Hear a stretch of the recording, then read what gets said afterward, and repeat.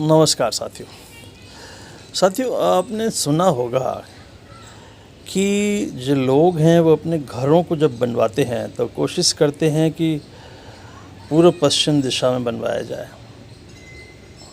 वैसे तो अभी जगह नहीं है तो उत्तर दक्षिण और किसी भी दिशा में घर बनवा लो या कहीं भी उसको जहाँ जैसी जगह मिले, है ना, तिकोना और जैसा मर्जी मिले वैसा बनवा लो वाली बात है। लेकिन जब जगह पर्याप्त थी और लोग, है ना, अपनी सुविधा से बनवा पाते थे घर, उस समय की बात कर रहे हैं, तो कोशिश रहती थी कि पूरा पश्चिम घर बनवाया जाए।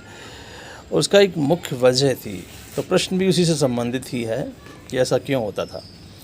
उसकी वजह थी कि मित्रों, ये जो विंड है ना, हवा, जो पवन जिसे कहते हैं ज्योग्राफी में, पवन या विंड जो है, उसका जो बहना है, पवन का जो बहना है वो इन्हीं दिशाओं में होता है। ये तो पवनें पूरब दिशा से चलती हैं या पश्चिम दिशा से चलती हैं।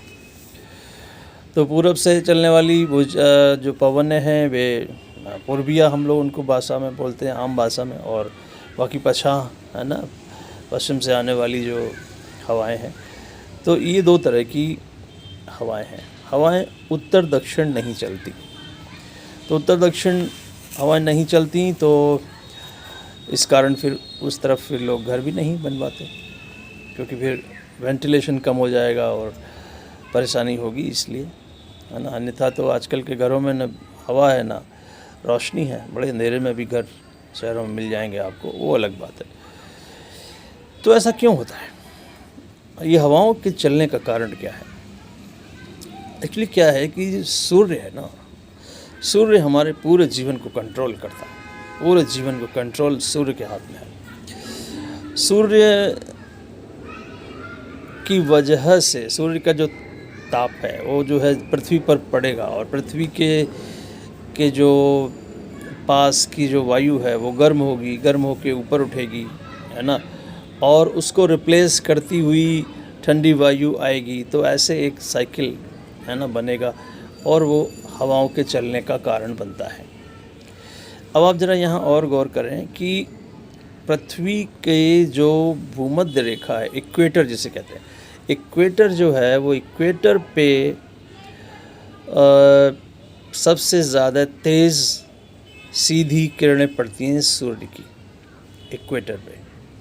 तो वो इक्वेटर जो है वो इक्वेटर आप देखेंगे ऐसा पृथ्वी के सराउंडिंग पूर्व पश्चिम इस तरह से इक्वेटर भूमध्य रेखा है ना। यहाँ पर सबसे तेज़ गर्म, है ना, सूर्य का प्रकाश या गर्मी पड़ती है। तो यहाँ सबसे ज़्यादा गर्म हवा होती है ना। और फिर यहाँ से गर्म हवा जो ऊपर उठने लगती है, और आप समझें कि फिर वो पोलर साइड से, है ना, ध्रुवों की तरफ से वो ठंडी हवा उधर से आती है। तो ये इस तरह से एक साइकिल बन जाता है और हवाओं के चलने का कारण बनता है। तो ये है हवाएं, है ना। ये हवाएं ही वो कारण हैं कि जिस वजह से आप ऐसा करते थे, है ना। तो ये आपको ध्यान रखना है कि हवा, पवन जो है वे, उसके चलने का कारण क्या? चलने का कारण सूर्य, है ना, सूर्य का टेम्परेचर। चूँकि इक्वेटर पर सबसे तेज़ रोशनी सीधी पड़ती है, तो वहाँ पर हवा गर्म होकर ऊपर उठती है ना, और पोलर साइड से वो हवा आती है, उसको रिप्लेस करती है। तो आप देखें, जैसे मैंने आपसे कहा कि चूँकि जो हमारी भूमध्य रेखा है वो, जो हमारा ग्लोब है पृथ्वी का, उसको पूरे पश्चिम ऐसे क्रॉस करती है, ऐसे उत्तर दक्षिण क्रॉस नहीं करती। तो पूर्व पश्चिम चूँकि वो है, इसलिए हवाएं इस दिशा में चलती हैं।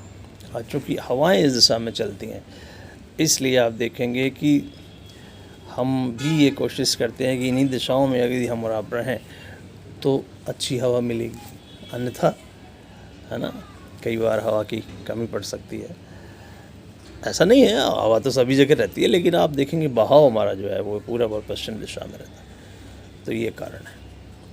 और भी आप अपनी बातें पूछते रहिए, प्रश्न पूछते रहिए। हम कोशिश करेंगे आपको छोटी छोटी बातें बताने का, है ना, लेकर आएंगे आपके लिए उनके जवाब। धन्यवाद, नमस्कार।